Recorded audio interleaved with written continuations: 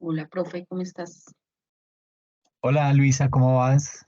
Luis, Juan Manuel, Claudia, Diana, ¿cómo les ha ido? Bien, profe, muy bien. Qué bueno, me alegra. Listo, entonces, digamos que en consultoría tributaria nos está haciendo falta dos grupos por exponer. No sé quiénes quieren arrancar, si prefiere el grupo de Paula Andrea o quiere arrancar Luisa y Juan Manuel.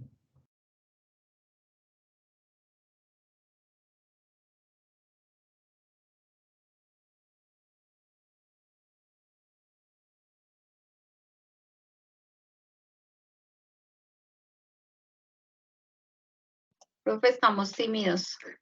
Sí, llegué a pensar que no me estaban Buenas escuchando. noches. Hola Paula, ¿cómo vas? Bien, Buenas profe, noches. buenas noches. Hola Mónica, ¿qué tal? Entonces, Paula, les comentaba, no sé si quieren arrancar ustedes. Sí, listo, profe, sí, señor. Perfecto, qué bien, gracias.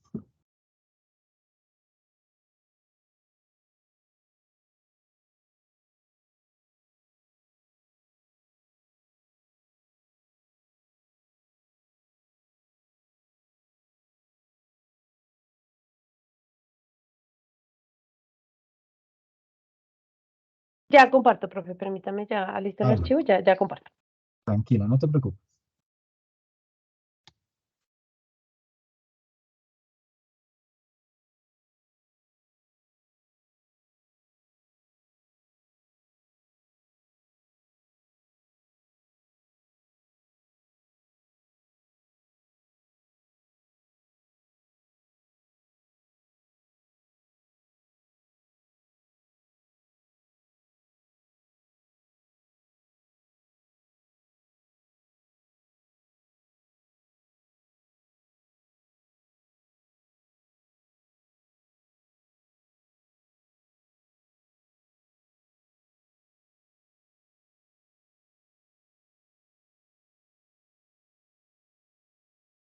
Ahí ya me están viendo mi pantalla. Sí, Paula, perfecto. Listo, entonces inicia mi compañera Claudia Lenis. Ok, gracias.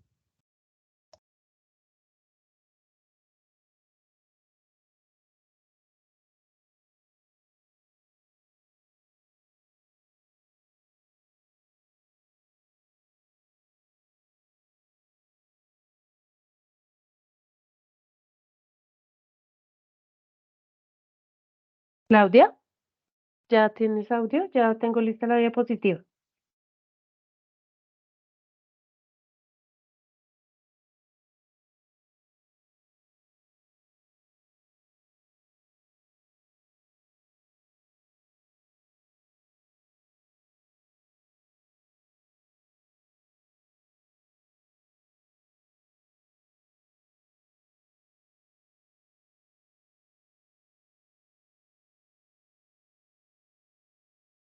Bueno, ¿qué tal si mientras llega Claudia, les voy a compartir unos videitos cortos que hablan acerca de pensiones? ¿Les parece como para irnos ambientando y que ellas entren con toda la potencia, desarrollen el tema y ya nosotros tenemos algo de contexto? ¿Les parece? Listo, profe, sí, señor, qué pena. No, tranquila, no hay problema.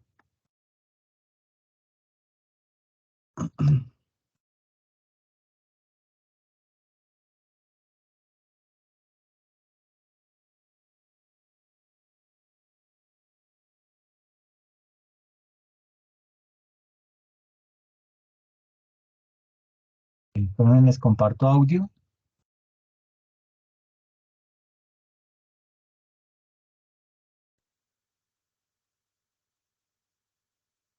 Listo. Son cápsulas pequeñas del sistema de pensiones que realmente muestran la debilidad que tiene y lo urgente que se necesita una reforma. ¿Listo? Entonces, les coloco. En esta nota macro planteamos una propuesta para una reforma pensional estructural. Esta reforma lo que plantea es una solución de varios problemas existentes en el sistema, como una baja cobertura, un alto costo fiscal y unas amplias desigualdades y regresividad al interior del sistema. Para esto, proponemos: 1. La implementación de un pilar contributivo que cubra a las personas que no se encuentran pensionadas a partir de subsidios en el sistema de Colombia Mayor y complementariedad con el ahorro pensional a través del sistema BEPS. 2. Un pilar contributivo, pues, Colpensiones y AFPs, en las cuales ambos siguen funcionando, pero las pensiones en el sistema de Colpensiones se empiezan a pagar en función del historial de contribuciones de los afiliados y el ahorro pensional. Y 3. Un desarrollo del mercado financiero para que se obtengan más y mejores pensiones. Si usted quiere generar una renta con bienes raíces, Ese es el primero. Permítame.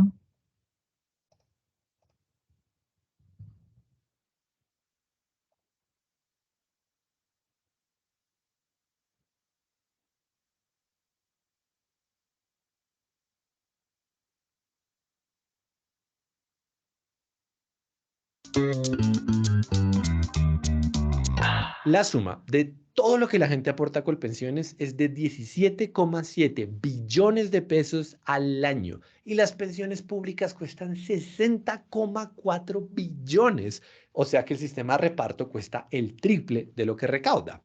Ahora, cuando decimos pensiones públicas o sistema de reparto, nos referimos a algo más grande que Colpensiones, porque allí también están los llamados regímenes especiales, que incluyen a los militares, que se rigen por normas diferentes, y también a otros grupos de ex empleados públicos que se pensionaron hace muchos años y quedaron cobijados por normas anteriores.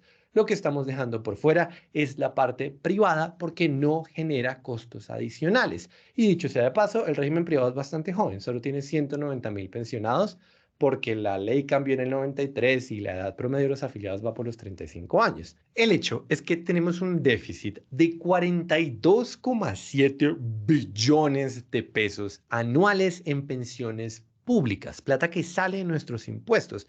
Y alguien dirá, ¿eso es mucho? ¿Es poquito? Y la respuesta es que es una cifra descomunal. Para que se hagan una idea, en 2019 lo que Colombia recaudó con el IVA fueron 44 billones, o sea que todo lo que el país recauda con el IVA se va casi completo a tapar el hueco en las pensiones. Y ahora preguntémonos, ¿cuántas personas están pensionadas? Porque pues sí, puede que el sistema de reparto cueste mucha plata, pero hay que ver a cuántos beneficia. Bueno, solo 2,2 millones de personas tienen una pensión pública. Si incluimos a los privados, que de nuevo son poquitos, solo el 27% de los adultos en edad de pensión de hecho tiene una pensión. Y lo peor es que esta tendencia va a seguir. Desde ya sabemos que 4 de cada 5 colombianos no se van a pensionar, ni en el régimen público ni en el privado, porque están demasiado lejos de cumplir con el requisito de semanas. Ese es el tamaño del problema.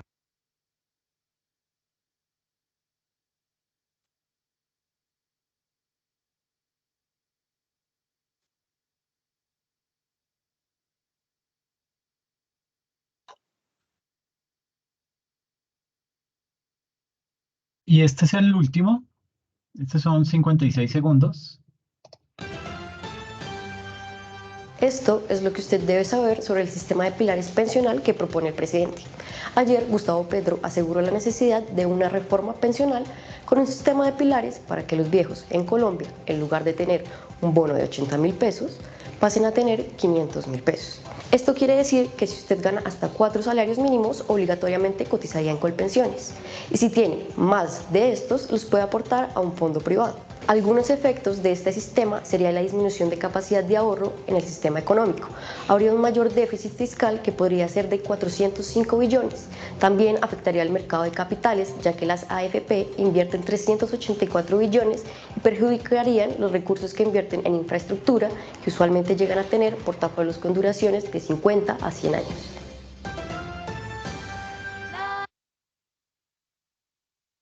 Perfecto, ahora sí, ya están Sí, profe, preparados. qué pena. Listo, no, Sí, sí, tranquilo, señor, ya. no hay problema.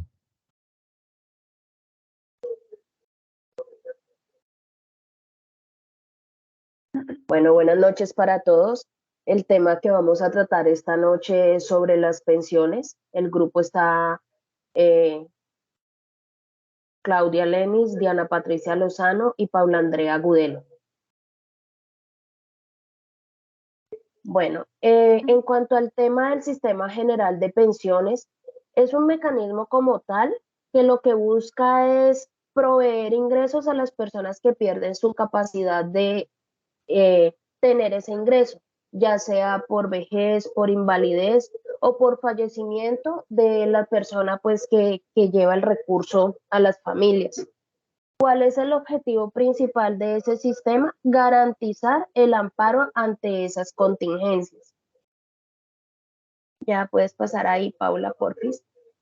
Las características del Sistema General de Pensión están dadas por el artículo 13 de la Ley 100 del 2003, donde habla de que es obligatorio estar afiliado pues al sistema de pensión, que se puede elegir de manera libre y voluntaria a qué régimen quiere pertenecer, que deben ser reconocidos y se les debe pagar las prestaciones y las pensiones. Hay que realizar los aportes según lo establecido por la ley, y para hacer un cambio entre un régimen y el otro deben haber pasado 5 años. Listo. En cuanto a en la ley 100 hablan de el origen de dos regímenes como tal, que es el público, donde tenemos el régimen de prima media, que ese lo representa lo que es con pensiones y se deben cotizar 1.300 semanas. Y en el régimen privado, ese es el régimen de ahorro individual con solidaridad, lo que normalmente conocemos con el nombre de RAIS, y está conformado por los fondos privados, perdón. Y ese pues debe tener acumulado un capital mínimo para lograr esa pensión.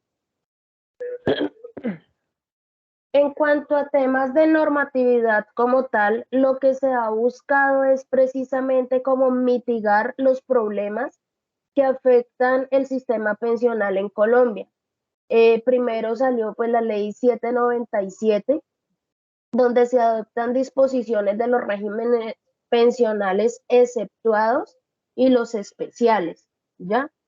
Tenemos también la ley 860 del 2003. Todos ellos andan es como en ese proceso de qué vamos a mejorar, qué nueva disposición vamos a tener para finalmente lograr un sistema pensional adecuado. Tenemos también el acto legislativo del primero del 2005, donde realizaron cambios al artículo 48 de la Constitución Política. Ahí se regula lo que es el derecho a la seguridad social, entre los cambios pues, que se llevaron a cabo. En la ley 1607 del 2012, ahí es donde viene el tema de que se va a exonerar el tema de los parafiscales para los empleados que devenguen menos de 10 salarios mínimos mensuales legales vigentes. El decreto 036 del 2015 establece que el mecanismo de cobertura permite a las aseguradoras de vida cubrir el riesgo del deslizamiento del salario mínimo. O sea, ahí no puede estar por debajo de ese salario pues para lograr lo que es la pensión. Y en la ley 1748, ahí es donde se brinda la asesoría para determinar cuál es el régimen que lo favorece más a uno pues como empleado. Los organismos económicos multilaterales, está lo que es el BID, el Banco Interamericano de Desarrollo, la OCDE, que es la Organización para la Cooperación y el Desarrollo Económico, y el Banco Mundial. En el BID, esa es la principal fuente de financiamiento. Ellos evaluaron que entre las problemáticas que tiene el sistema de pensión está la falta de cobertura, la inequidad del sistema, la competencia entre regímenes, la sostenibilidad fiscal y la informalidad laboral. Ellos dicen que de pronto ese problema se puede solucionar expandiendo programas como es el del adulto mayor y los beneficios económicos periódicos. En ese programa de protección al adulto mayor, lo que buscan es aumentar la protección a los adultos mayores, valga la redundancia, por medio de unos subsidios económicos para aquellos que se encuentren desamparados o que no cuenten con una pensión o que vivan en extrema pobreza. En los beneficios económicos periódicos, en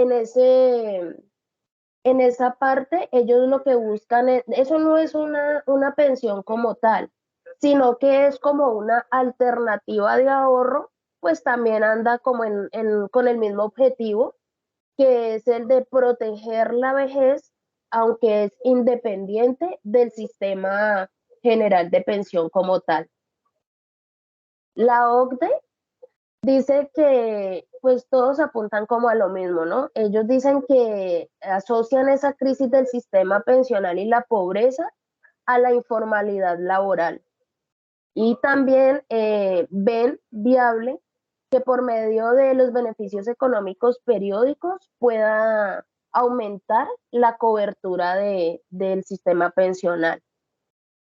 Por su parte, el Banco Mundial plantea una reforma pensional en pilares, como hablaban ahorita en el video, y ellos hablan ahí en cuanto a la naturaleza legal, el régimen financiero, las contribuciones y la parte administrativa. Los pilares que ellos nombran son que sea de pronto financiado con impuestos, el ahorro y qué, perdón, y la parte pues de un seguro como tal para las personas que lo requieran. Pasamos a la otra, porfis. La cobertura como tal, hay una parte que es activa y la pasiva. En la activa, la población económicamente activa es la que está afiliada pues a un sistema, y la pasiva es la que proporciona a los adultos mayores que reciben un ingreso por por concepto de pensión, ya sea contributivo o no contributivo. En esta imagen se observa, digamos que en la información que nos dio como base el profe, está la competitividad en el año 2019 al 2020. Nosotros encontramos lo que fue del 2022 al 2023. Se evidencia, a pesar de que hay prácticamente 3 años de recorrido, digamos, en el tema, que Colombia sigue estando por debajo del ranking pues en América Latina, y Uruguay está ocupando el primer lugar según los estudios hechos por la BID. Dice que, digamos, en el último informe ya lo pasan más estructurado, donde hablan de la cobertura pensional total, o sea, ahí lo distribuyen, perdón. Como lo decía ahorita, está la cobertura activa y la cobertura pasiva. Entonces ellos allí asimismo relacionan esa cobertura, donde hablan de que la cobertura pensional en los hombres es de un casi 30%, o sea, sigue siendo muy, muy por debajo. La de las mujeres sigue siendo aún más baja, o sea, en este momento, y como se ha venido evidenciando, va a ser bastante complejo que se cumpla, pues las personas que tienen cierta edad y que está empezando, digamos, su parte laboral y su parte de cotización, probablemente no van a llegar al tema de pensionarse. Aquí tenemos, como ya lo había manifestado, pasas por favor a la próxima, Paula, porfis, gracias. Aquí, como ya lo habían mencionado, se habla de 3 problemas fundamentales. Uno es la cobertura como tal, que por más de que se ha venido haciendo el proceso y se ha sacado normatividad buscando mejorar esa reforma pensional, Aún, digamos, en el caso de Colombia, la cobertura es muy baja. Hay personas que, digamos, ya se encuentran pensionadas no por vejez, sino, digamos, por otros factores.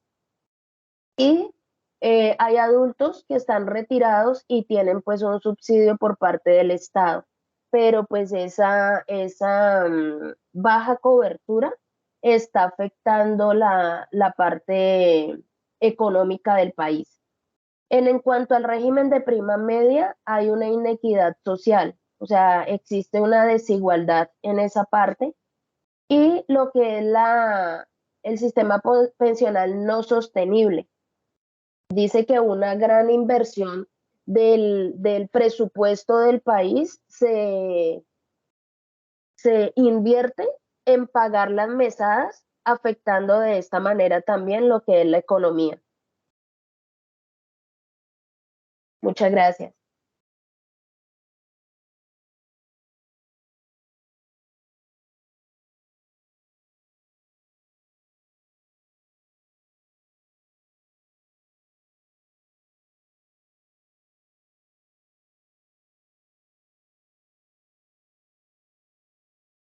Buenas noches. En cuanto a Buenas noches. el tema de la equidad en el régimen pensional del país, aquí pues estamos hablando principalmente del régimen de prima media. Se puede decir que este apunta a ser regresivo. Esto, digamos que es en cuanto a los subsidios pensionales que otorga este régimen. Pues estos subsidios se concentran principalmente en las personas que tienen mayores ingresos, incluso teniendo pues la menor tasa de reemplazo. La tasa de reemplazo, esto se refiere, la tasa de reemplazo también se llama porcentaje de pensión, es la cobertura que ofrecen las pensiones con respecto a los últimos salarios que percibe el trabajador. Por ejemplo, la tasa de reemplazo oscila entre el 55 y 65%. Un ejemplo de esto, digamos en el régimen de prima media, una persona que tiene en promedio unos ingresos de 20 salarios mínimos podría recibir 770 millones para financiar su pensión contributiva. Aquí estamos hablando de una tasa de reemplazo del 56%. Un cotizante que reciba o que tenga unos ingresos equivalentes a 3 salarios mínimos legales vigentes, obtendría un subsidio de 170 millones, que equivale también a una tasa de reemplazo del 64%. Acá esa tasa de reemplazo es aún mayor, sin embargo, el mayor subsidio se lo llevan los ingresos mayores. En el caso de la población que no cumple con los requisitos mínimos para pensionarse son los que resultan financiando los subsidios. Es decir, o sea, una persona que cotice por un salario mínimo y que no logre pensionarse, él va a subsidiar con 1 millón de pesos por año a los cotizantes del sistema. El porcentaje de cotizantes que no logra recibir una pensión constituye aproximadamente el 65% del total. ¿Puedes pasar, por favor? Aquí en esta gráfica, como lo mencioné anteriormente, se puede apreciar que el subsidio de régimen de prima media, bueno, esta gráfica se puede ver el subsidio del régimen de prima media por nivel de ingresos. Esto corresponde al año 2018. Un trabajador que recibe acá en promedio 20 salarios mínimos recibe su subsidio de 770 millones, frente a los que aquí ganan 3 salarios mínimos. Reciben un subsidio correspondiente a 170 millones de pesos. ¿Puedes pasar, por favor?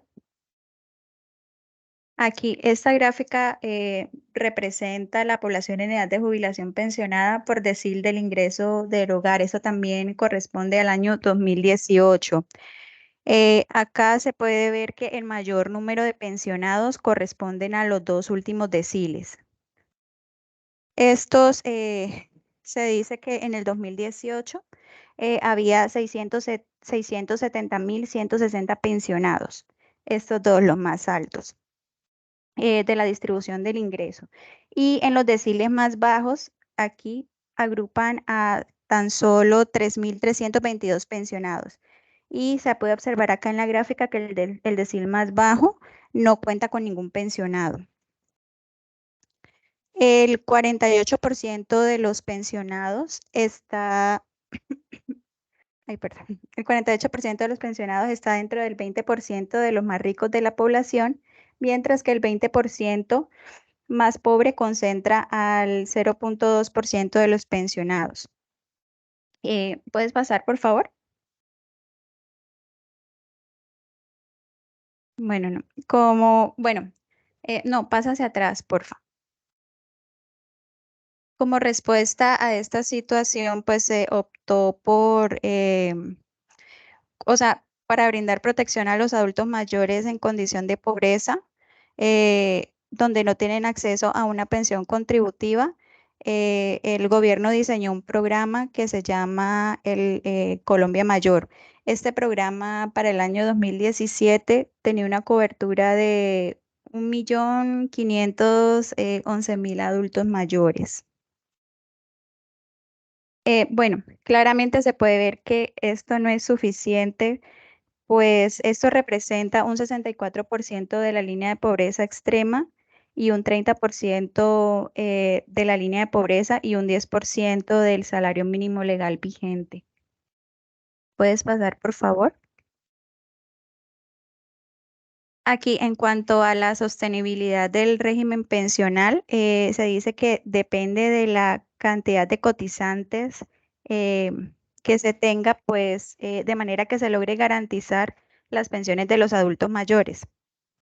Actualmente, el monto de cotizaciones anuales que realizan los trabajadores en el régimen de prima media y otros regímenes especiales definitivamente no alcanza para financiar las pensiones que ya han sido otorgadas y por consiguiente es el Estado el que debe cubrir el faltante de esas pensiones. En el año 2019, el gobierno destinó 39.4 billones a transferencias pensionales, que representa el 15.2% del valor total del presupuesto general de la nación. Esto es aproximadamente el 4% del PIB. Desde el año 2005, el gasto del gobierno nacional, digamos, en cuanto a pensiones se refiere, se ha mantenido cerca del 3.5% del PIB. Este gasto se destina en su mayoría hacia los segmentos de la población con mayores ingresos, como ya se había hecho anteriormente. Digamos, por ejemplo, en el 2015, el 75% de los subsidios pensionales se destinó al 40% de los más ricos de la población y tan solo el 4.3% al 20% de los más pobres. Los problemas de sostenibilidad en el régimen de prima media radican principalmente en la tasa de reemplazo, pues esta va desde el 55% hasta el 80%. Estas cifras definitivamente son superiores a lo que sería sostenible en los próximos años. ¿Puedes pasar, por favor? También la pensión máxima en Colombia equivale a 12 veces el PIB per cápita, la segunda más alta entre los 16 países de América Latina y la OCDE. En países como Argentina, Costa Rica o Ecuador, la pensión máxima es aproximadamente 3 veces su PIB per cápita. Otro de los factores determinantes que afecta la sostenibilidad son los traslados que se realizan anualmente desde el RAIS hacia Colpensiones. el traslado de los recursos del RAIS al régimen de prima media reducen, sí, ellos reducen el costo pensional que hay actualmente, pero también en un futuro se van aumentando esos pasivos y esto pues obviamente pone en riesgo la sostenibilidad del sistema en el largo plazo. En el año 2018 hubo alrededor de 156.000 traslados desde el RAIS o del régimen de ahorro individual solidario hacia Colpensiones. Puedes pasar, por favor. Miren, acá como se puede ver en esta gráfica, en el 2018, ese traslado corresponde al 92.9%. ¿Puedes pasar, por favor? Entonces aquí estamos hablando de la eficiencia del RAIS o del régimen de ahorro individual solidario. Definitivamente, para que el sistema pensional del país funcione, también es necesario así como el régimen de prima media sea eficiente, también que el del RAIS también, su funcionamiento sea eficiente para que el sistema en general sea sostenible. Por ejemplo, acá con el decreto 36 del 2015, que tiene por objeto establecer un mecanismo de cobertura que permita a las aseguradoras a cubrir el riesgo del deslizamiento del salario mínimo que presentan las pensiones de renta vitalicia inmediatas y las de renta vitalicia diferidas. Aquí no se ha llegado al nivel adecuado, por lo que el mercado de esas rentas vitalicias, ese mercado de esas rentas vitalicias actualmente no es representativa, pues, a causa de ese riesgo. En el 2018 se alcanza un máximo histórico de 6.712 pensiones otorgadas en esa modalidad. Esto es el 10.6% del total de las pensiones de vejez otorgadas por el RAIS. La baja oferta de esas rentas vitalicias en el país es consecuencia de la imposibilidad constitucional de otorgar una pensión que sea inferior al salario mínimo. ¿Puedes pasar, por favor? Ay. Sí, o sea, una persona no puede recibir una pensión inferior al salario mínimo. También por la limitada oferta de instrumentos de inversión de largo plazo, la incertidumbre mundial de las aseguradoras sobre el futuro de las tasas de interés y principalmente por el cambio del grupo de beneficiarios de pensionados durante la ejecución del seguro de renta vitalicia. En el año 2018, el RAIS otorgaba 63.600 pensiones de vejez. Aquí se ve en la gráfica en diciembre del 2018. Eso equivale aquí para el RAIS, la pensión de vejez que otorga el RAIS, el 88.7%. Esto es un incremento del 49% con respecto al mismo periodo en el año inmediatamente anterior. ¿Puedes continuar, Paula?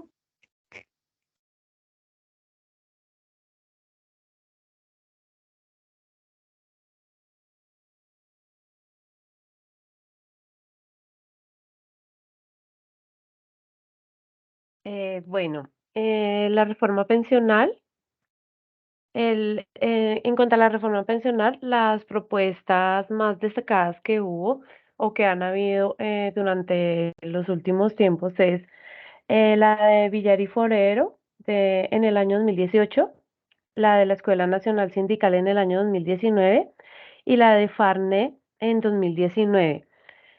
Todas estas propuestas confluyen en la eliminación de los subsidios progresivos representados en el régimen de prima media, fortalecer el programa Colombia Mayor y combatir la informalidad laboral. Los problemas estructurales que siempre que ellos indagaron y sobre los que trabajaron fue sobre la cobertura, la equidad y la sostenibilidad. Para Villar y Forero, que fue la propuesta que se hizo en el 2018, ellos proponían acabar con la competencia que había entre el régimen de prima media y las RAIs, porque pues los subsidios que tienen cada una hacían que se compitieran entre ellas. Entonces pretendían que Colpensiones, o proponían que Colpensiones, que a Colpensiones llegaran todos los contribuyentes que tenían que pagar sobre un salario mínimo y sobre más de un salario mínimo las manejaran los fondos de pensiones privadas. El principal obstáculo que ellos vieron estaba para la cobertura, estaba en la informalidad laboral, pues porque por ser informales ellos no hacían ningún aporte para las pensiones. Las estrategias que ellos plantearon para el aumento de la cobertura fue el fortalecimiento de las BEPS, que son los beneficios económicos periódicos, tomando saldos ahorrados en el régimen contributivo que no resulten de una pensión para convertirlos en una renta vitalicia. Y estas rentas vitalicias irían precisamente a aquellas personas, aquellos contribuyentes que trabajan informalmente y que pues no tienen un ahorro pensional. Entonces se les daría más que como una pensión, se les daría como una mesada para que ellos puedan sobrevivir.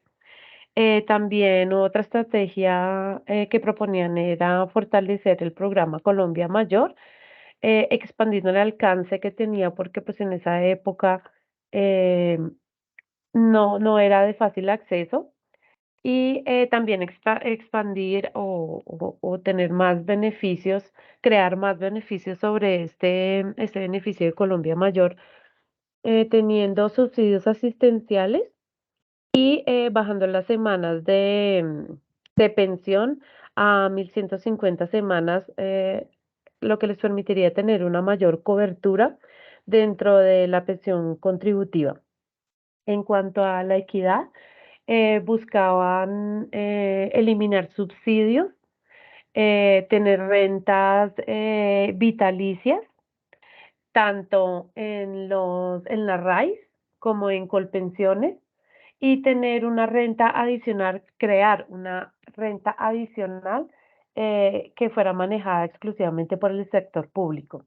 Y en cuanto a la sostenibilidad, lo que pretendían era crear un alivio de presión fiscal, aumentando la edad de pensión a los 65 años, y que solamente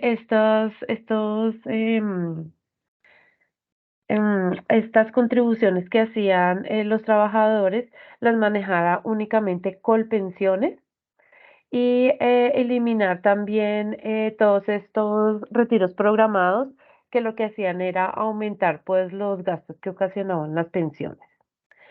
Asofondos realizó una propuesta de reforma integral para la vejez, proponiendo que se hiciera un sistema pensional contributivo que fuera únicamente de capitalización individual, que se manejara como más o menos se maneja el Banco de la República, que es un gobierno corporativo, pues que en este caso sería Colpensiones, pero que se garantice independencia frente al gobierno, que ellos tengan autonomía para decidir cómo se manejan las contribuciones, las pensiones que hacen los trabajadores. En cuanto a la cobertura, ellos pretendían que se fortalecieran los BEPS, los beneficios económicos, y esos beneficios convertirlos en mesadas para aquellas personas que se tenían que pensionar por causa de invalidez o sobrevivencia, que son aquellos abuelitos que no tienen pensión, que pasan de los 65 años Entonces, no pensionarlos exactamente, sino que les lleguen unas mesadas con las que ellos puedan sobrevivir, tengan una vejez digna.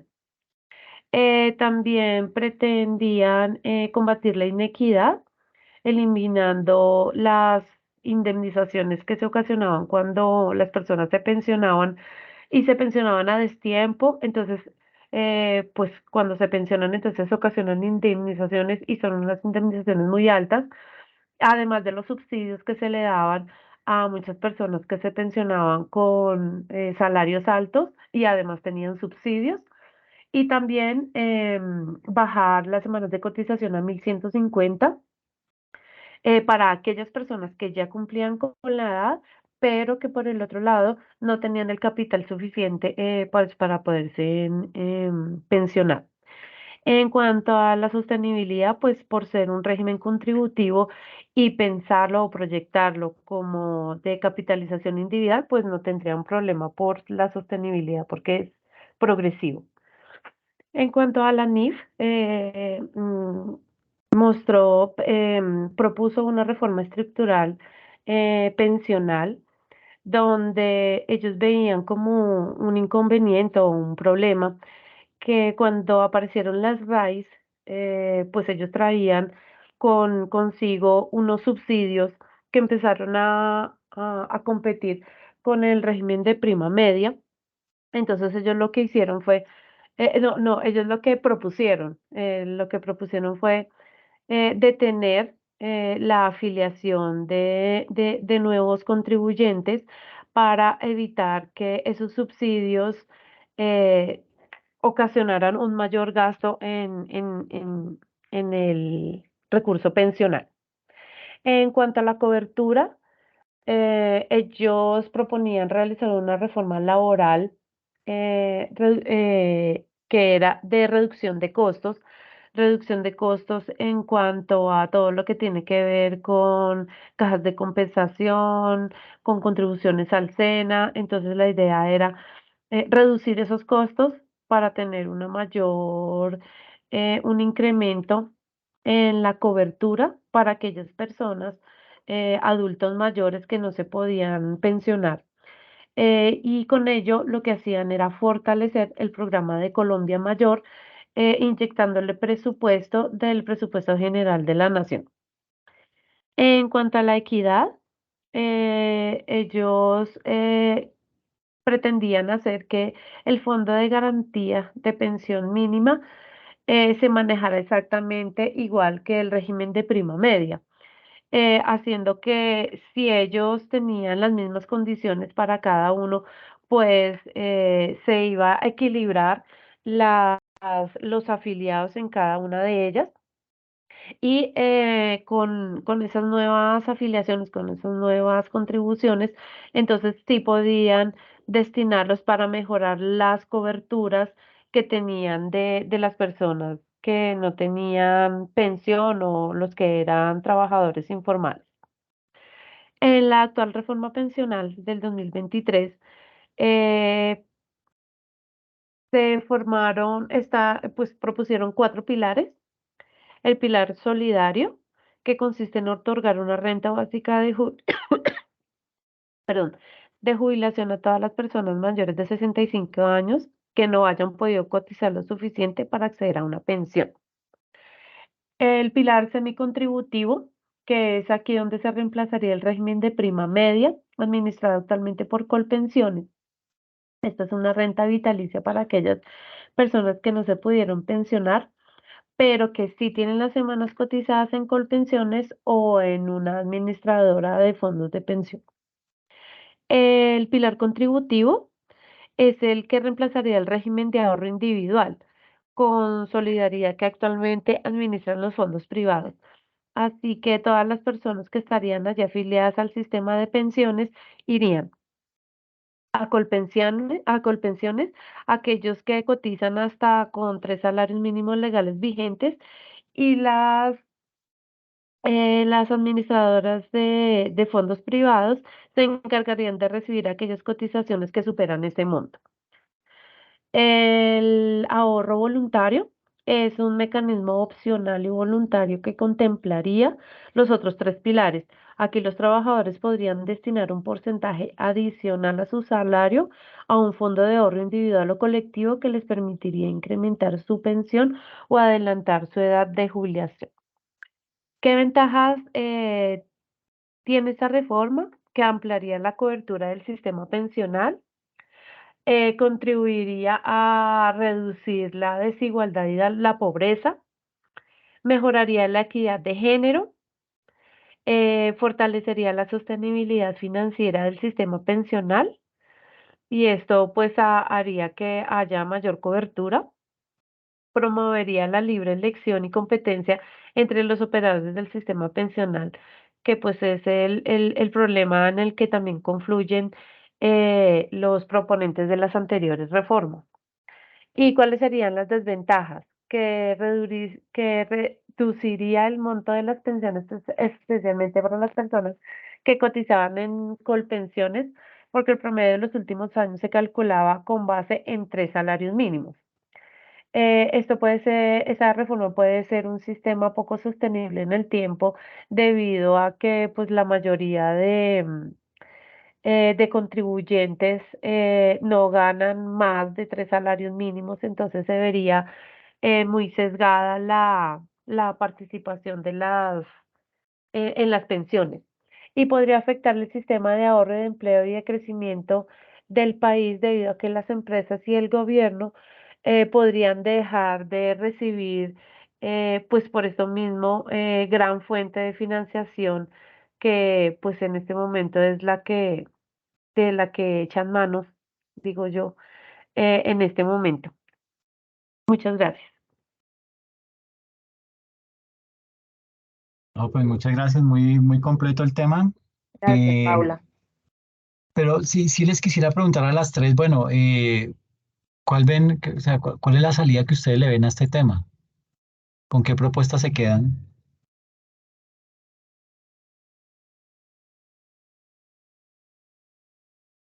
Bueno, profe, pues a mí personalmente me parece que el hecho de que Colpensiones vaya a tomar mm, todas las contribuciones de lo que pues ahorita les decía, de los contribuyentes que hacen pagos de salud, de pensión de hasta 3 salarios mínimos, a mí me parece que eso haría, pues dentro de mi ignorancia, ¿no? Porque este tema es nuevo para mí de todo lo que leí, a mí me parece que sí ocasionaría que la captación por pensiones vaya a ser menor, porque si bien es cierto que hay muchas pensiones que son muy altas, demasiado altas, pero son las que más le hacen llegar presupuesto a la nación, pues, a Colpensiones o al Estado. Entonces creo que se reduciría la posibilidad de mover ese dinero porque pues se reduce la cantidad de contribuyentes que tienen la posibilidad de pagar pensión. Entonces, pues la verdad no sé muy bien si eso sería una buena opción, porque igual en la transición nos veríamos afectados muchos de los que no cotizamos con más de 3 salarios mínimos, entonces creo que nuestros dineros estarían más encaminados como hacia la informalidad y pues como que para mí no está el panorama claro de en qué momento me voy a poder yo pensionar o si cuando yo llegue a cumplir todos los requisitos, pues si voy a tener ahí el ahorro que he tenido durante todos estos años. Entonces, para mí me parece que es como un poco complejo que se vuelque todo el manejo de las pensiones del sector más grande en una sola institución. Ok, y Claudia, ¿qué opinan? Entonces, pues digamos que, como dice Paula, realmente es un tema bastante denso y extenso y como enredado, digo yo, en medio de todo. pero mire que ahí por lo menos hablaban del trabajo informal, ¿no? Que eso afectaba pues mucho el aporte al sistema de pensión porque pues digamos el hecho de trabajar por la propia cuenta, digámoslo así, eh, pues digamos que no ven como la opción de dar su aporte pensando en un futuro, digámoslo así. En estos días hablábamos pues del tema que estaban diciendo que iban a reducir las, las semanas para pensionarse y pues como realmente ignoro sobre el tema, pero no deja uno de darle como felicidad entre comillas, porque la persona con la que hablaba me decía, no, si imagínate que si en esa reforma eso queda reducido a 1.000 semanas, nosotros nos estaríamos pensionando en un año. Yo decía como que, pero, o sea, solo van a tener ese requisito. Sí, sí, Yo ya claro, me hubiera solo pensionado. exacto. Entonces yo decía, no, o sea, a mí como que no me cuaja, como lo digo, profe, realmente pues es algo que yo no he contemplado y de hecho hace mucho tiempo yo vengo diciendo que yo no logro pensionarme. Cuando yo empecé mi vida laboral y como dice usted no van a empezar a hacer cálculos, yo empecé pues con la parte pues del seguro social y años más tarde nos hicieron una visita y, y pues que para pasarnos a una entidad privada. ¿Mm? Pues yo estaba muy muchacha, entonces yo, listo, de hecho yo estoy en una entidad privada en este momento. Entonces es algo como muy incierto y reitero lo mismo, yo creería que yo no me pensiono. O sea, y empezando pues que según lo que leía dice que debe haber un capital ahorrado, no creo que vayan a dejar todo así como tan chévere, porque si no, todo mundo se pensionaría si los requisitos lo llevaran como al mínimo, profe, no sé, no creo que ahí falta algo por organizar. Ok, perfecto. ¿Y Diana, qué opinas?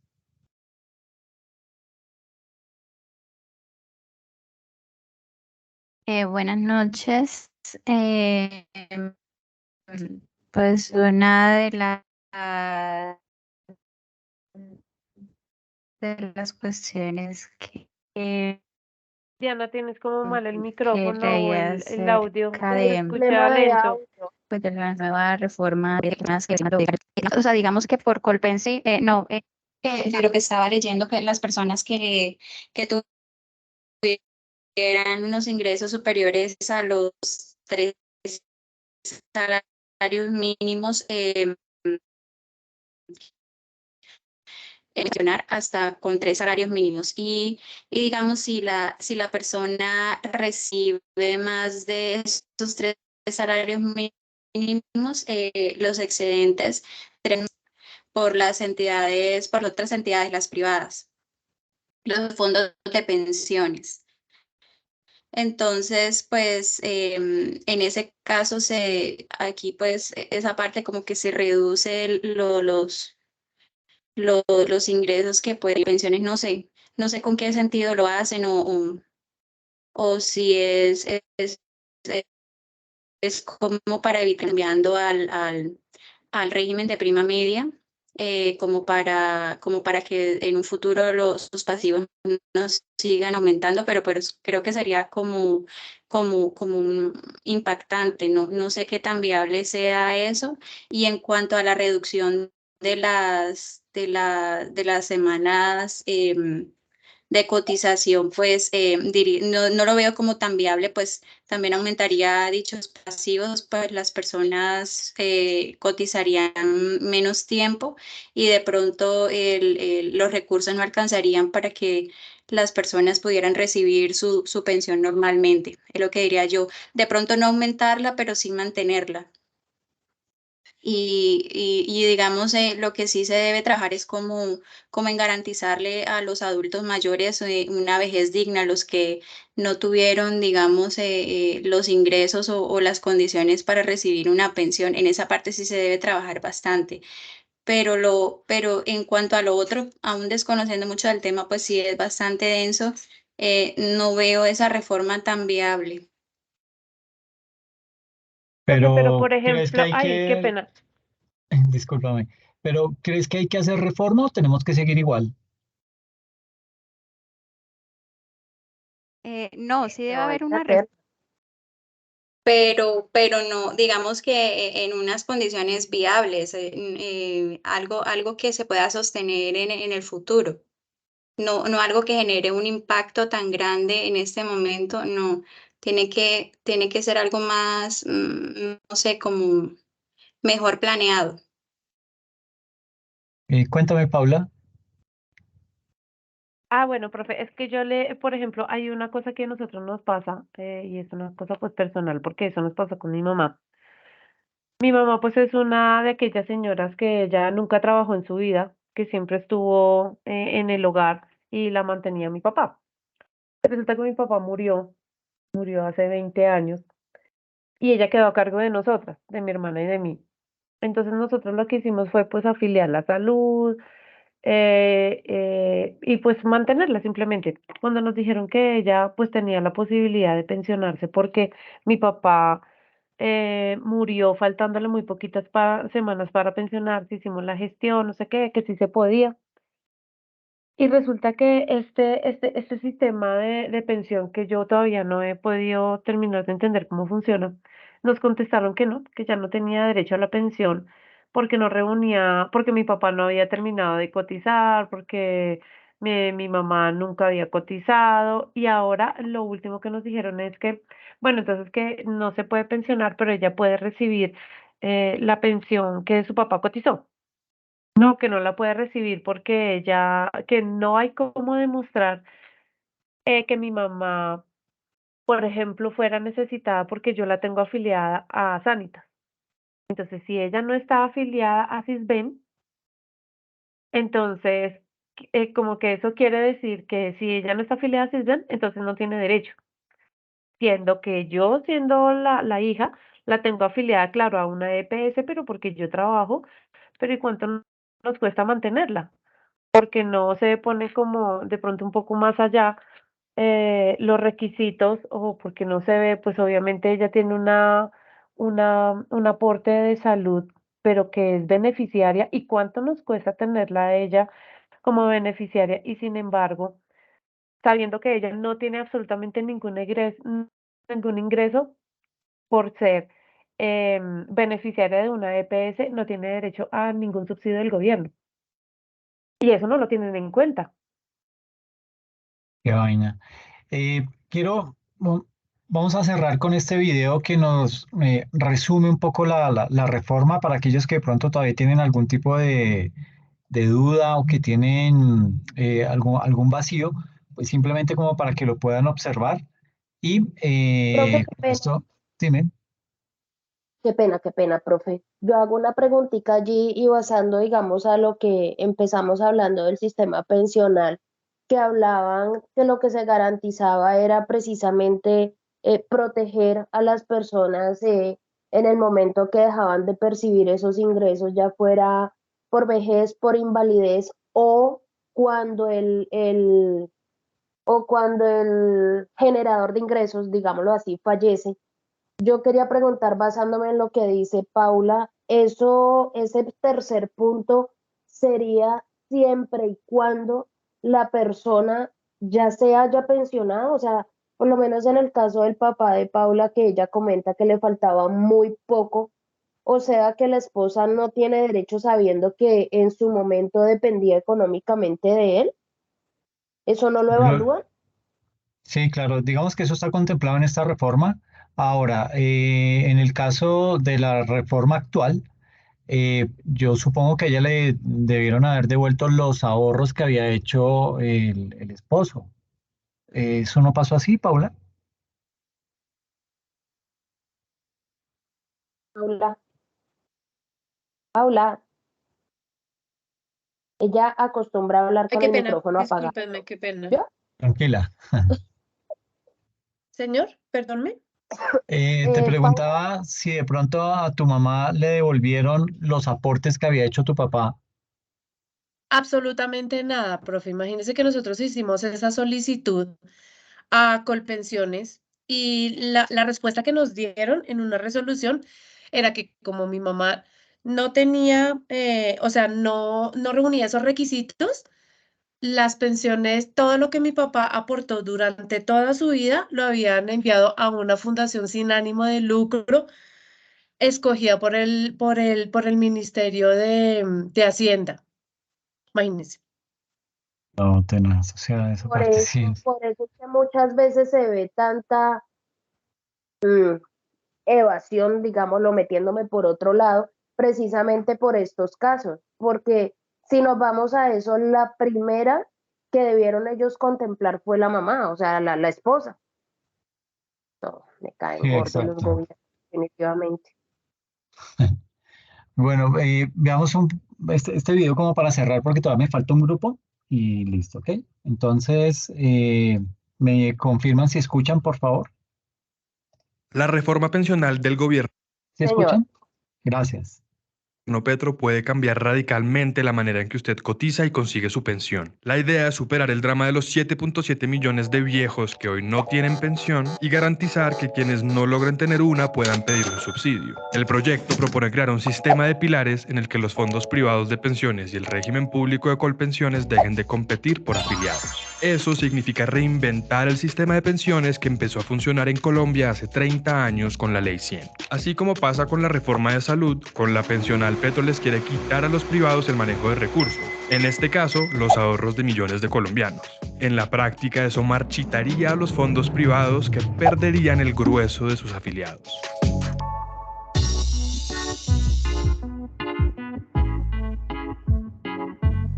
Hoy el sistema pensional tiene dos regímenes, el público o de prima media, que es donde está Colpensiones, y el privado o de ahorro individual con solidaridad, que es donde están los fondos privados de pensiones o AFP. El público funciona como un sistema de reparto, es decir, que con la plata que cotizan hoy a pensión, Colpensiones paga las pensiones de los más viejos. Así, toda la plata entra en una bolsa grande, que es la de Colpensiones, y en la medida en que se necesite pagar pensiones, se saca de la bolsa. El problema es que hoy al régimen público la plata no le alcanza para pagar todas las pensiones y para hacerlo el Estado debe sacar una plata del bolsillo, que es el presupuesto general de la nación. Ese gasto está en unos 18 billones de pesos al año, que es casi lo mismo que el gobierno de Petro va a recaudar con la reforma tributaria que sancionó el año pasado. El motivo de ese faltante tiene que ver con que la mayoría de la gente en Colombia no cotiza a pensión. Según las cifras del DANE, es el 58% de la gente que trabaja. Eso hace que la bolsa se llene menos y haya cada vez menos plata para pagar las pensiones.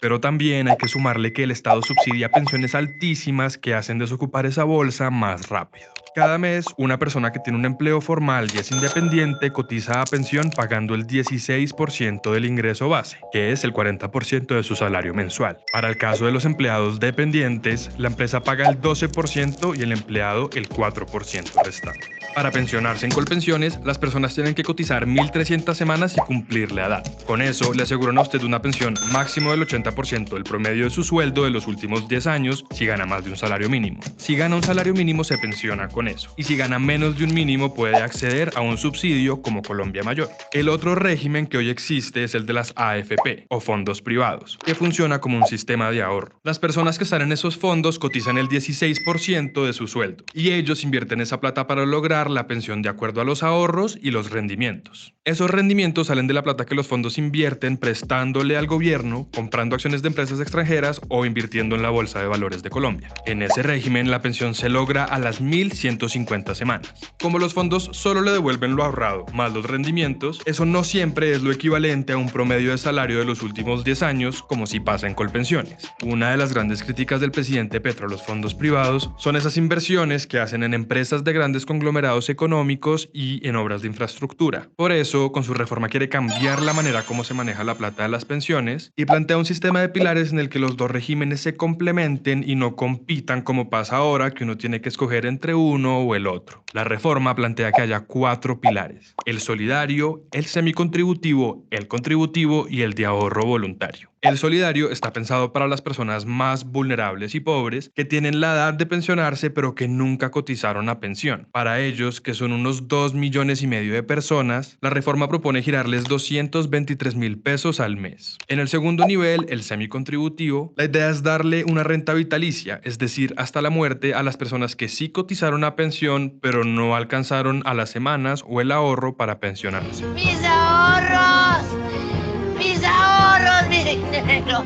Ahí la idea es que el gobierno les devuelva lo que cotizaron más un subsidio del 20% sobre esa plata. Hoy lo que pasa es que les liquidan en un pago único lo que ahorraron a los que no logran la pensión o los ahorros suficientes. El último pilar, el de ahorro voluntario, es para que la gente que quiera tener un ahorro extra al que ya cotiza obligatoriamente pueda hacerlo en los fondos privados para tener una mejor pensión en el futuro. Pero concentrémonos en el tercero, que es donde están las discusiones. En el proyecto de reforma radicado en el Congreso, la idea es que las personas que ganen hasta 3 salarios mínimos coticen obligatoriamente a Colpensiones y si ganan más de eso lleven el resto a los fondos privados de pensiones. Ese punto ha sido el principal roce entre el gobierno y los fondos. Y es que en Colombia el 80% de las personas que cotizan lo hacen con menos de 3 salarios mínimos. Por eso el grueso de la gente se iría a Colpensiones y muy pocos se quedarían en los fondos privados, que se debilitarían. La otra discusión que hay sobre la reforma pensional es si todos los billones adicionales que van a entrar a Colpensiones se van a ahorrar, como hacen hoy los privados, o si se van a usar como gasto en pensiones. ¿Qué hizo la plata? Me la mezclé en cositas.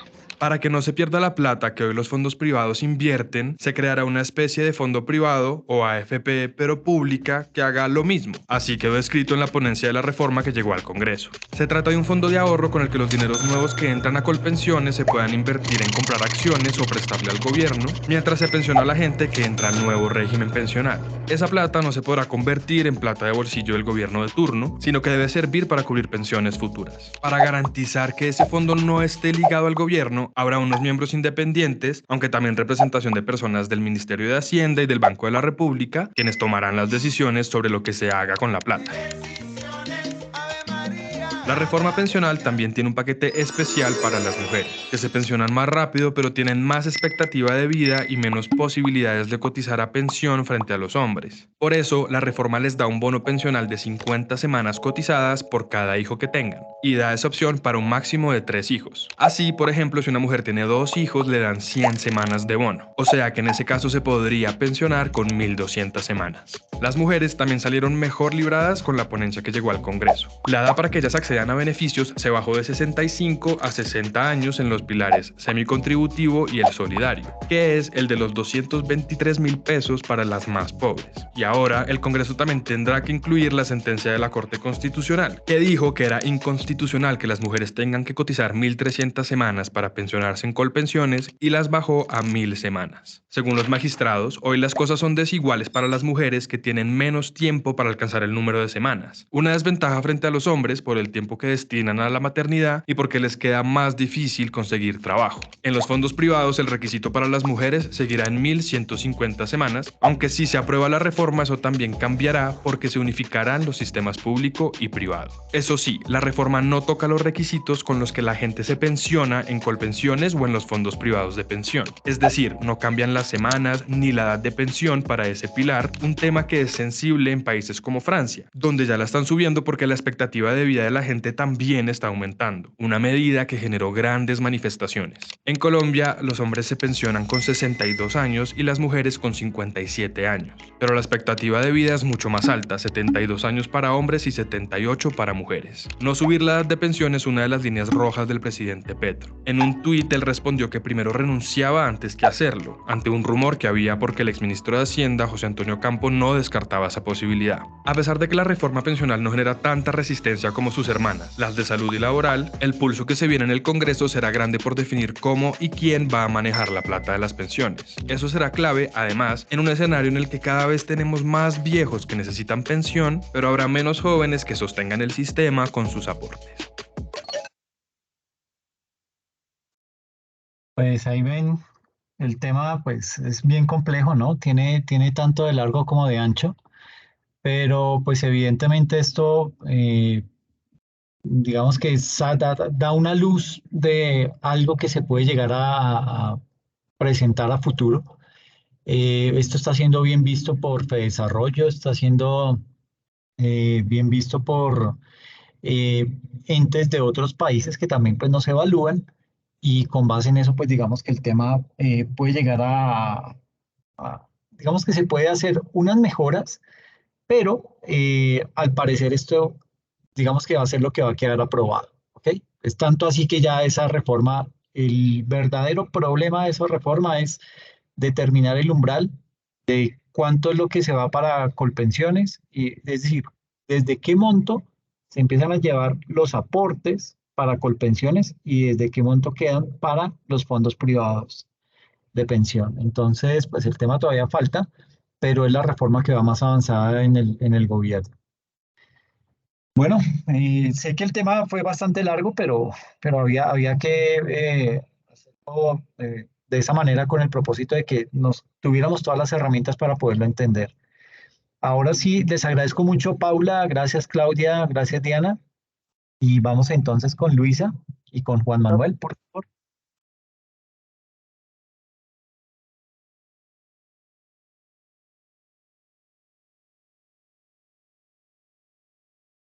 Ya, un momento, qué pena. Tranquilo, no hay problema.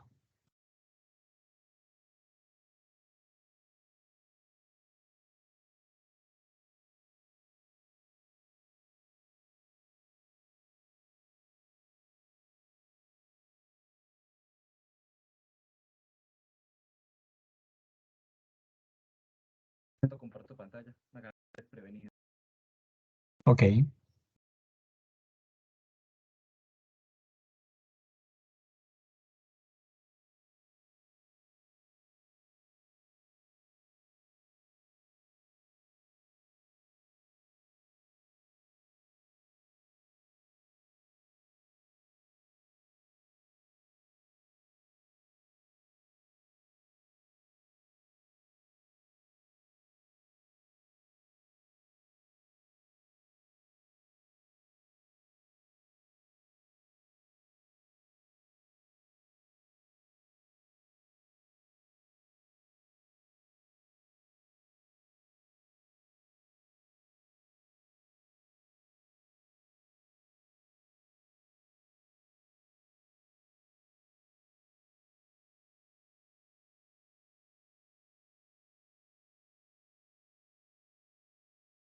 Ya en un momento mi compañero les comparte que este computador.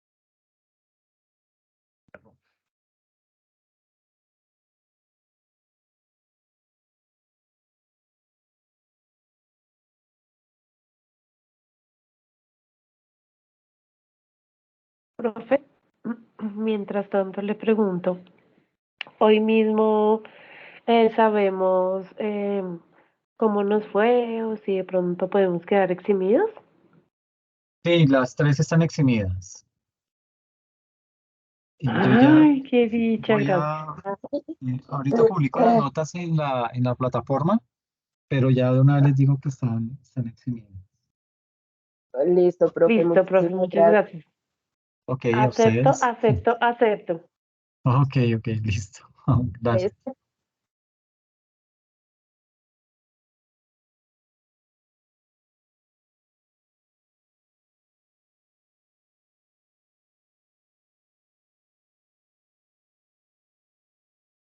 Profe, ya se ve, ya lo estoy compartiendo. Ah, está cargando. Todavía no, compañera. Listo, ya. Ya. Profe, ¿cómo? ¿Está muy chiquito? Sí, pero ahí alcanzamos a ver. Ahí se ve, sí. Ahí está Sí, bien, está es bien. que en mi computador se ve muy, muy pequeño. Listo, Juan, empieza y ya continúo yo. Listo, perfecto. Buenas No te noches a todos. escucho. Casi no se te escucha, Juan. Escucho bajito. ¿No me escuchan? ¿Ahí me escuchan? Pues se escucha bajito, compañero. Regálame un momento. A ver. Se escucha muy bajito, casi no se oye. Ahora, ¿me escuchan? Y ya se te escucha un poquito mejor, compañero. Sí, mejor, Juan. Ok, Gracias. pues no hice nada, me toca gritar. Vale, si no me escuchan o algo, me avisan, ¿vale? Porque igualmente ahí está activado, pero creo que me toca hablar duro. Dale, no hay problema. Gracias. Vale. Bueno, el tema que nos tocó fue la salud.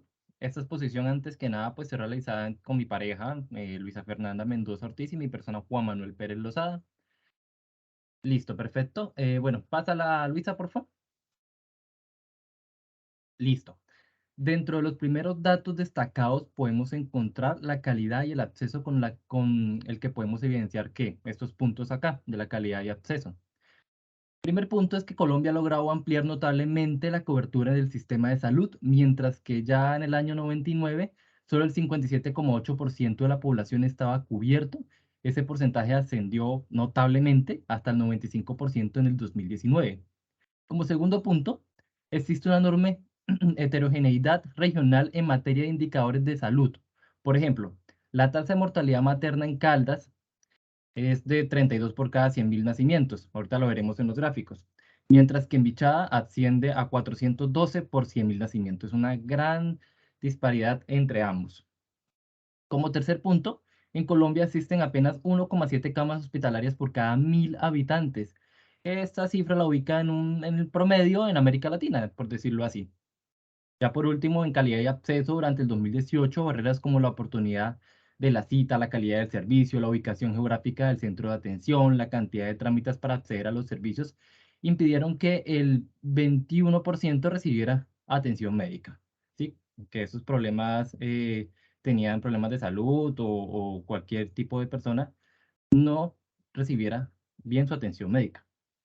Perfecto, pásala. Listo, en el tema ya de sostenibilidad financiera, podemos ver 4 puntos también muy importantes que sacamos, en el cual, por ejemplo, el primero de los recobros correspondientes a servicios y tecnologías no incluidos en el plan de beneficios siguen en aumento y alcanzaron un máximo histórico de 3,1 billones en 2018. Esto constituye un factor de riesgo, perdón, para la sostenibilidad del sistema de salud. Como segundo punto, el 22% de los hospitales y centros de salud públicos están categorizados como entidades con riesgo financiero medio o alto. Y de eso tenemos que aclarar que 1 de cada 3 tutelas interpuestas en el país involucra el derecho a la salud. O sea, de cada 3 tutelas que se imponen en este país, una tiene que ver con la salud, con el derecho a la salud. Ya por último, aclarar que en el 2018 se interpusieron 207.734 tutelas invocando este derecho. Eso es algo muy importante que aclarar. Vale, gracias. Listo, para iniciar con este tema y mostrar las estadísticas y gráficos, tenemos unas principales recomendaciones, dentro de las cuales resalta vigilar estrictamente el cumplimiento de los límites a la integración vertical. Como segundo punto, fortalecer las capacidades técnicas de la Superintendencia Nacional de Salud. Siguiente, introducir un pago por desempeño para la EPS, así como extender servicios de telesalud, robustecer fuentes de financiación del sistema de salud, reducir las instancias que intervienen en el traslado de recursos públicos en la IPS y ya por último, mejorar esfuerzos por disminuir la evasión y elusión en el sistema de salud. Siguiente. Vale, perfecto. Esta información la sacamos en otros análisis que estábamos viendo para hacer una comparativa muy clara. En el sistema de salud podemos ver que en el 2019 Colombia se ubicó en el puesto número 15 respecto a la esperanza de vida entre 141 países. Y ya en el 2023, como podemos ver, Colombia se ubica en el puesto 35 según la medición mundial de los sistemas de salud en el mundo por número de camas y hospitales. Dentro de esto debemos tener en cuenta aspectos como la atención médica general, la infraestructura, el costo y disponibilidad de medicamento y las políticas gubernamentales. Ahorita en los gráficos tendremos una mejor perspectiva para que se den cuenta la comparativa de Colombia al resto de países de América Latina. ¿Sigues? Perfecto, bueno. Este fue el primer gráfico en calidad y acceso y sostenibilidad, en el que podemos ver la comparativa. Por ejemplo, en calidad de acceso tenemos número de médicos por 1000 personas.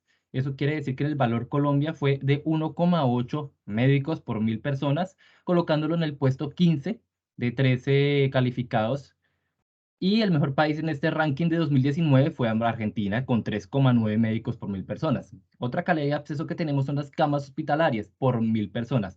Nuevamente en este lideró Argentina con 5 camas por cada 1000 personas y Colombia se quedó en el puesto 6, teniendo nada más un promedio de 1,7 camas por 1000 personas. La expectativa de vida al nacer, eso quiere en años, la expectativa que tiene una persona en años desde que nace, en Colombia se sitúa en el puesto 12 de 17 evaluados, teniendo un puntaje o una edad promedio, perdón, de 74,6 años, mientras que Costa Rica tuvo el mejor puntaje en el 2019, llegando a los 80 años de expectativa.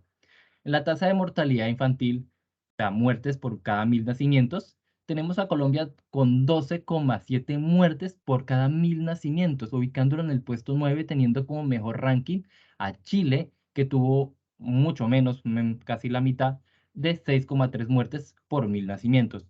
En la mortalidad materna, pero esta es muerte por 100.000 nacimientos, Colombia se ubica con 64 muertes por cada 100.000 nacimientos, colocándola en el puesto octavo. Mientras que Uruguay, pues en ese año tuvo un ranking de primer puesto con 15 muertes por cada 100.000 habitantes. En la infraestructura de salud, con un puntaje de 0 a 10, Chile se ubica como la mejor en este ranking, aunque no llega al 10. Profe, ahí dice que quedan 5 minutos en la reunión, o sea que se cancela. No, no, no, dale, tranquilo. Ah, ok, perfecto, me apareció el aviso ahí. Ok. Vale, en infraestructura, pues no llega a 10 el mejor puntaje. Colombia se ubica o se ubicó estamos hablando de una estadística del 2019, que fue las estadísticas que se pudieron encontrar. El valor de Colombia fue de 3,1 puntaje en infraestructura en salud, teniendo un cuarto puesto, pero nos damos cuenta que Chile pues no supera tampoco por demasiado, aún se mantiene por debajo del 5. Ya en la parte de sostenibilidad, el gasto de bolsillo, o sea, un porcentaje del gasto total en salud cubierto ya por los hogares, Colombia se efectúa casi, pues, uno de los 3 mejores de los 17 evaluados con 20,2%, pero Argentina tiene el mejor puntaje en ese ranking de 2019 con 15,8%. Listo, perfecto. ¿Sigue? Vale, perfecto. Esta es la mortalidad materna, muertes por cada 100.000 nacimientos. Ya pues tuvimos una perspectiva general. Ahora vamos a evaluar cada gráfico, cada estadística. Vale. Además de un sustental aumento de la cobertura del servicio, Colombia ha logrado mejorar varios de sus indicadores en salud a nivel nacional desde el comienzo de los años 90. Por ejemplo, la expectativa de vida pasó de 68 años, que era en el año 90, perdón, a 74 años en 2017. O sea, superó por 6 años y se aumentó la expectativa de vida.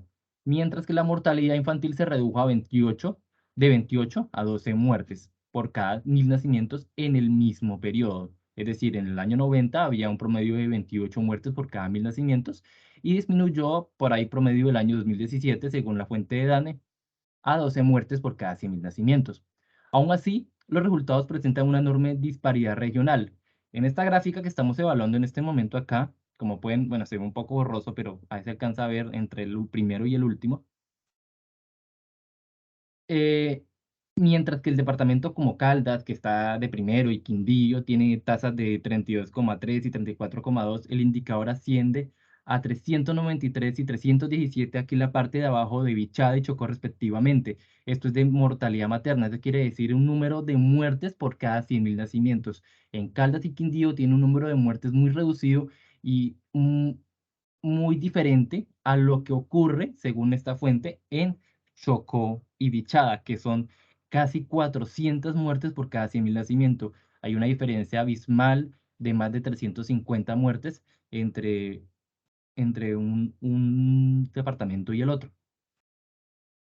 La brecha entre el departamento, que tiene la menor tasa de Caldas, Y eso es una comparativa muy importante para colocarse uno a analizar la diferencia entre Caldas, que es la primera, que tiene una mortalidad muy reducida, y Vichada, que tiene casi los 400 muertes por cada 100.000 nacimientos, equivale, según investigaciones, a una diferencia entre la tasa nacional de Argentina en general y de Zambia, que ya queda en África. Listo, perfecto. Aquí ya puede continuar mi compañera Luisa explicando los siguientes gráficos. Hola a todos, buenas noches. Qué pena con ustedes, si están viendo bien las diapositivas. Es que hasta a mí se me ven Compañera. borrosas. ¿Señora? Sí, Luisa, pues está pequeño, pero ahí alcanzamos a ver. Ajá. Uy, está muy pequeñito. Bueno, entonces, esta es la... Ay, perdón, me salí, ya. Esta es la infraestructura en salud. Nos miden en una escala de 0 a 10, donde 10 es el mejor desempeño y pues acercándose al 0, pues es la peor. En este caso, yo les voy a ir a mi presentación original porque ahí no la alcanzo a ver. Entonces, tenemos el país en el que está mejor ubicado en la infraestructura es Bélgica. Nosotros, pues digamos, ocupamos el puesto número 6 y esta medición se hizo pues, con todos los países, pero esta medición la hace la Organización para la Cooperación y el Desarrollo Económico. ¿Qué incluye esto? Todo el tema de infraestructura, digamos que acá lo muestra muy como camas hospitalarias, pero hablamos de insumos, hablamos de personal, no solamente los doctores, también las enfermeras, los asistentes, las ambulancias, la infraestructura de los hospitales o los centros de salud, como lo dicen en algunos departamentos, y nosotros estamos ubicados, estamos en la mitad, pero nos supera considerablemente Bélgica, y para la parte de Latam está por encima de nosotros está Chile, Brasil, Uruguay y Argentina, y por debajo de nosotros estaría Perú, México, Costa Rica y Sudáfrica. Nosotros en una medición en la escala de 1 a 10, perdón, de 0 a 10, estamos ubicados en 1.7. Realmente es una situación muy, muy complicada de estar, digamos que nuestro tema de salud se afecta por varias cositas, pero se los voy a indicar en un momento. Nosotros, ¿están viendo la siguiente diapositiva de colores? Está la de verdecito, creo que es la que estábamos viendo. Esa, ahí, ya. Porcentaje de personas con problemas de salud que no solicita o recibe atención médica debido a las barreras de oferta. Esta es una medición en Colombia del 2010 al 2018.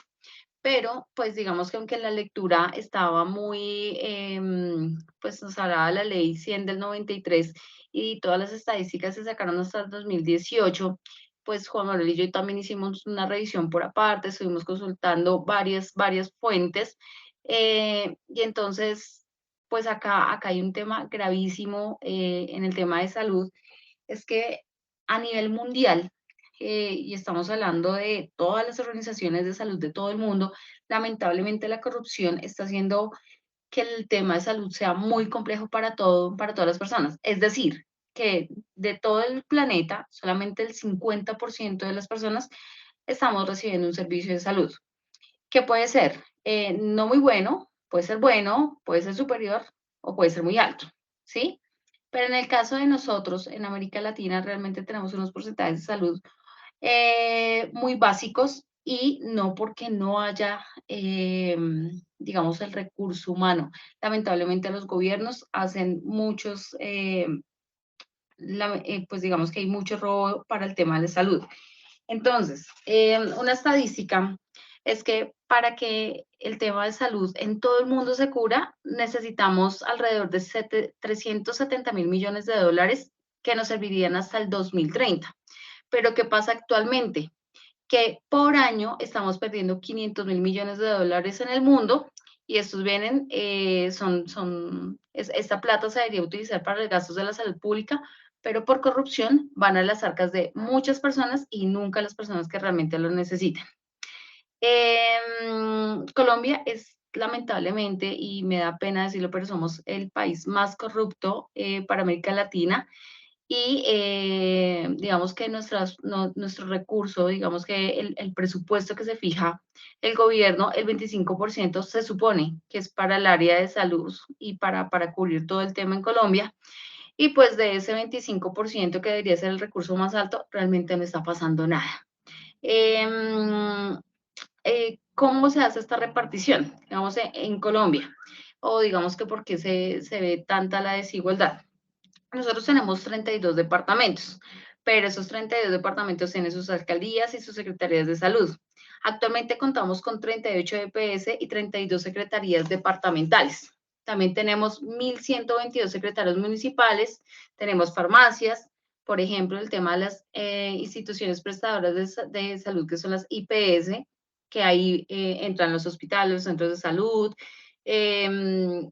tenemos 61.063 y esta es a medición de diciembre del 2022.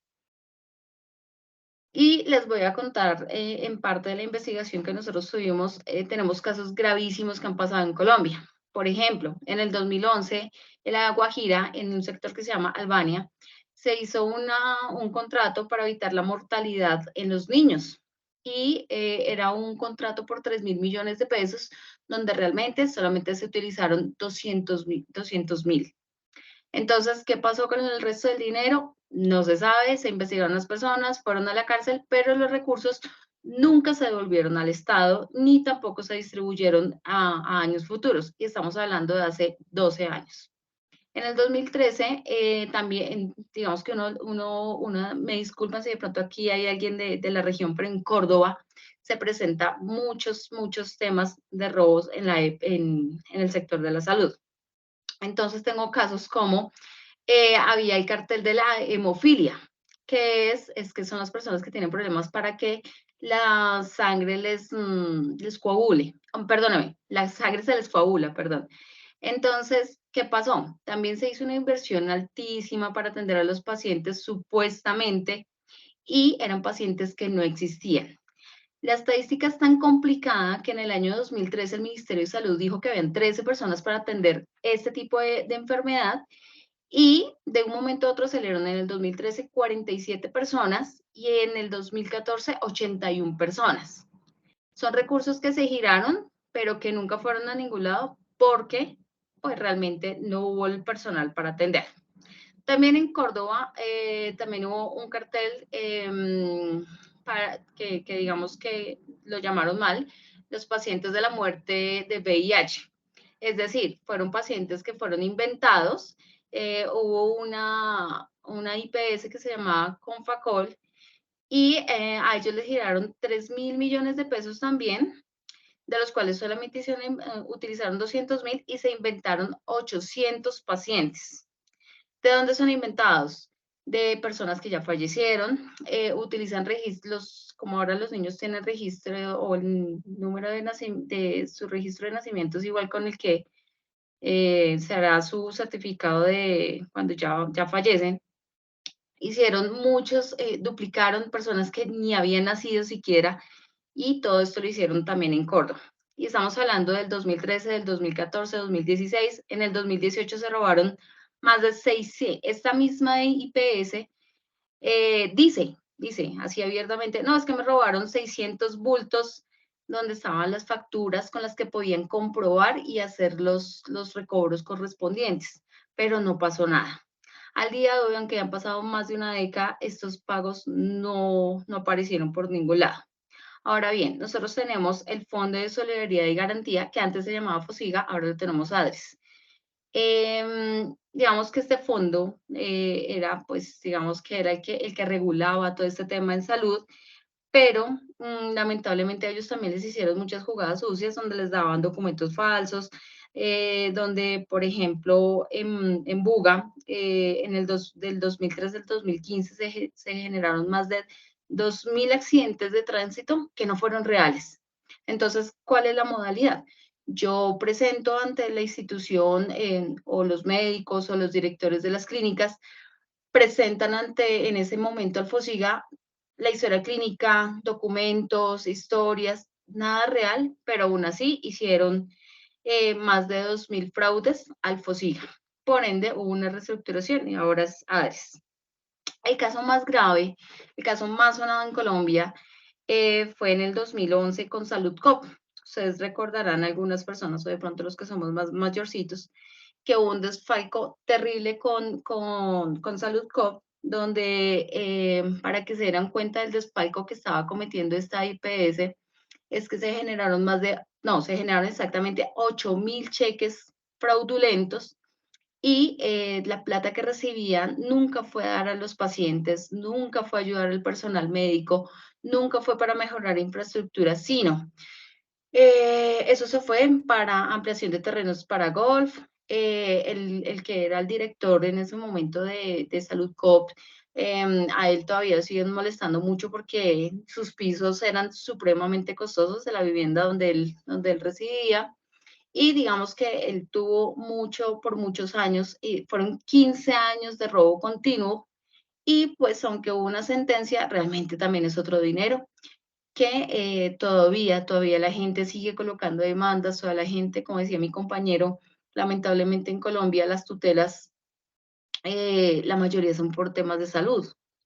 Y a uno le toca, ¿sí? Digamos que a mí, en caso particular, me tocó la semana pasada colocar no una tutela, pero sí colocar una petición ante la Supersalud por un tema familiar aquí en mi casa, y solamente hasta que llegó esa instancia me pudieron colaborar, porque la EPS no quiso, y eso que somos del régimen contributivo, pero no lo quiso hacer, en algo tan sencillo como simplemente es orientar a un paciente a una cita médica. Entonces, el tema de salud realmente está muy complicado para Colombia. Ahora, tenemos los recobros por gastos en procedimientos médicos no incluidos en el plan básico de beneficios. Pues digamos que les voy a hacer como una breve síntesis de qué es el recobro de salud en Colombia. Entonces, con el objetivo de garantizar a los afiliados la entrega de tecnologías no incluidas en el POS. ¿Qué quiere decir? Son los medicamentos que no tenemos incluidos en el plan obligatorio de salud. Entonces, ¿qué pasa?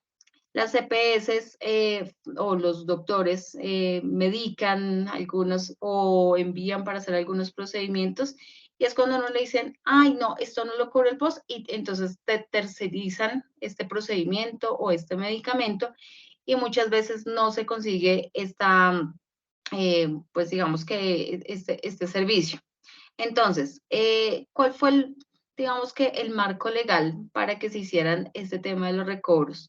Entonces, en 1993, el Congreso de la República de Colombia crea el Sistema de Seguridad Social Integral, que es el conjunto de instituciones, normas y procedimientos que dispone la persona y la comunidad para garantizar de una calidad de vida mediante el cumplimiento progresivo de planes y programas que el Estado y la sociedad le deben proporcionar para hacer su cobertura integral.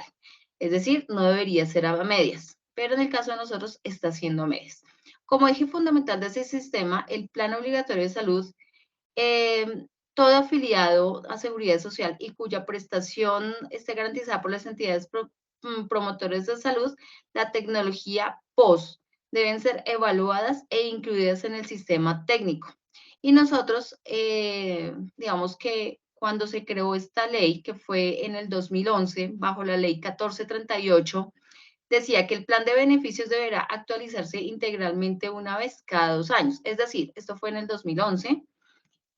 Por ende, nos caería 2013, 2015, 2017, es decir, en el 2023 deberíamos tener ahorita actualizado esto. Lamentablemente, sí, un paciente, se los voy a colocar en una escala, si un paciente requiere 10 procedimientos para una enfermedad que le están tratando, el plan obligatorio de salud le está teniendo 1, máximo 2, y los otros 8 los tiene que buscar en otras instituciones, que muchas veces o los termina pagando él porque se cansa de esperar, porque realmente pasan cosas muy malas en el sistema, o porque simplemente todo se vuelve burocrático.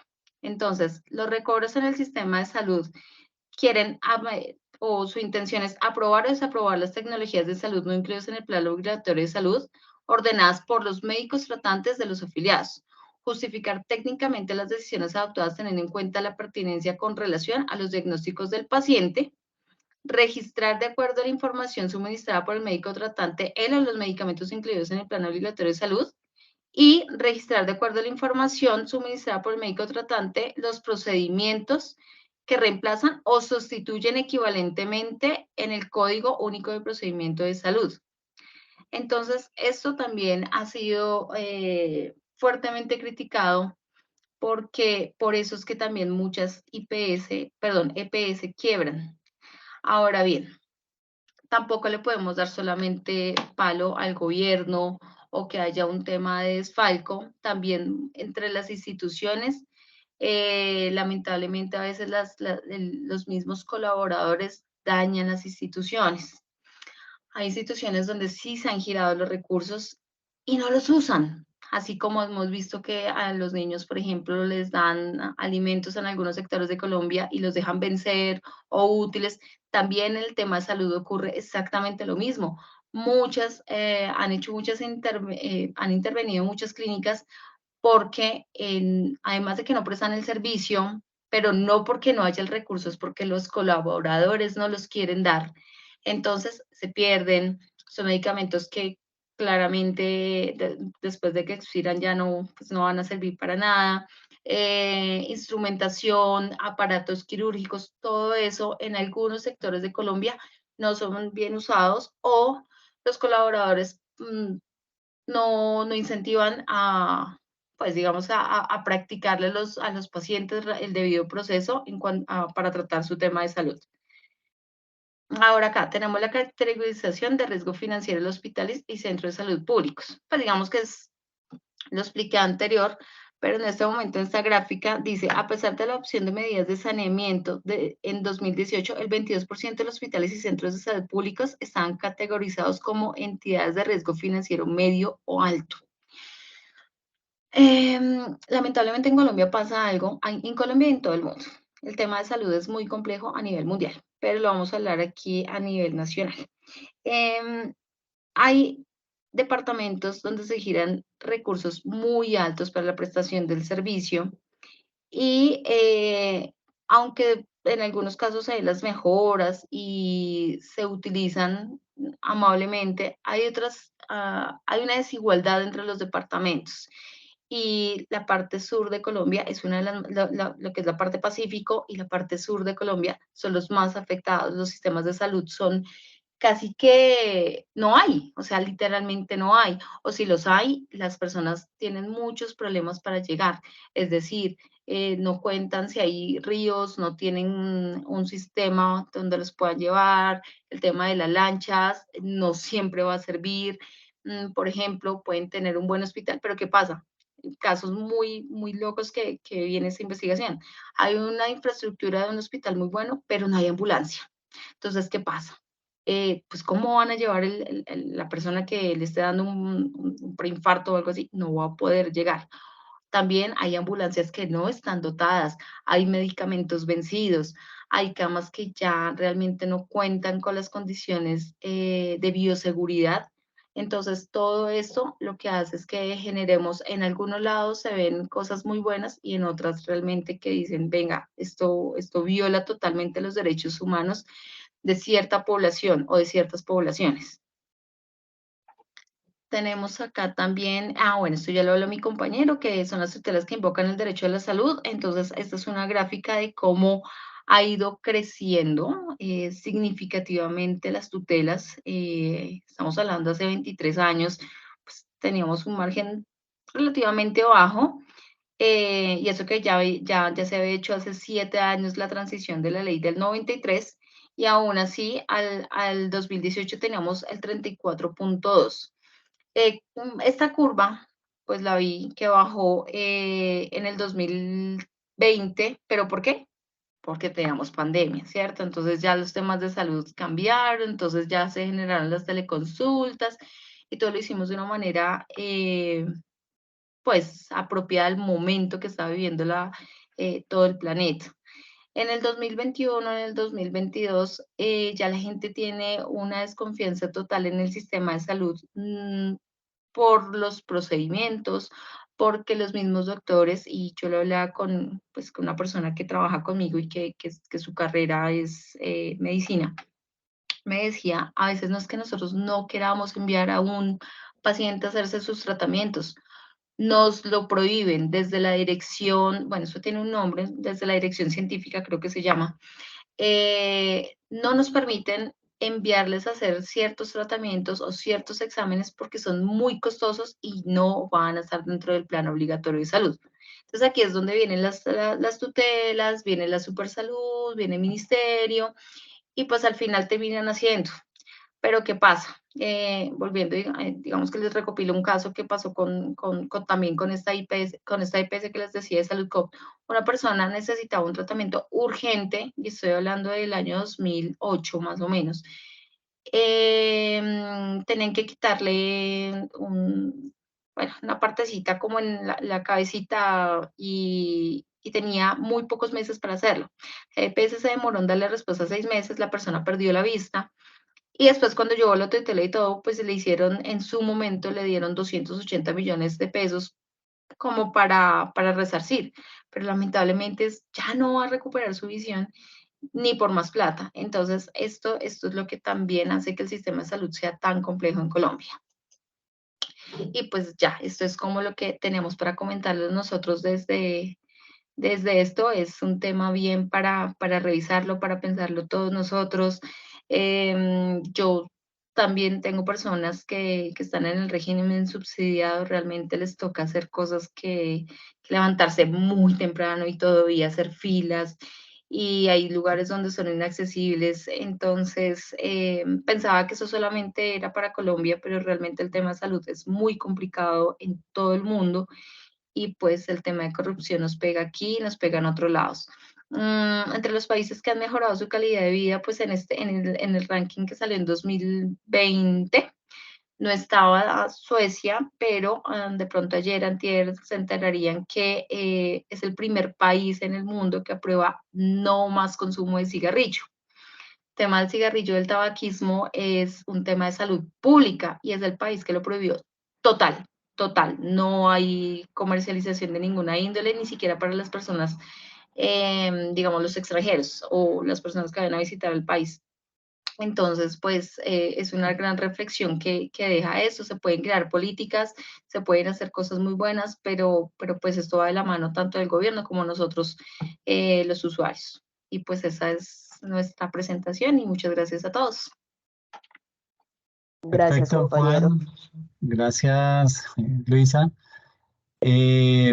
No voy a hacerles más preguntas porque ya se nos pasó el tiempo, pero sí agradecerles mucho la constancia. Gracias por los temas.